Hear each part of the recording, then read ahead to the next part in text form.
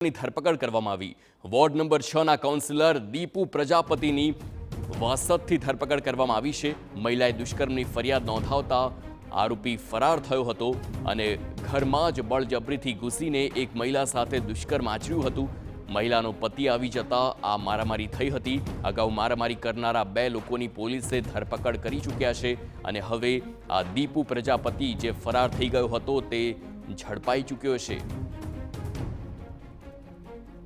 નાસી જવામાં મદદરૂપ કરેલા હતા તે તમામ આરોપીને એરેસ્ટ કરવામાં આવેલા। આ ગુનાના મુખ્ય આરોપી દિલીપભાઈ ઉર્ફે દીપુ ગોરધનભાઈ પ્રજાપતિ ગુનો કરી નાસી ગયેલ તેને પકડવા પોલીસની અલગ અલગ ટીમો બનાવવામાં આવેલી, જે ટીમોના ભાગરૂપે પોલીસ અધિક્ષક શ્રી જસાણી સાહેબની સૂચના અને માર્ગદર્શન હેઠળ સદર ગુનામાં સંડોવાયેલો મુખ્ય આરોપી દિલીપભાઈ ઉર્ફે દીપુ ગોરધનભાઈ પ્રજાપતિને ગઈકાલે એરેસ્ટ કરવામાં આવેલો છે। મોરબીમાં હળવદના વેગડ વાવમાં પેટ્રોલ પંપમાં ચોરી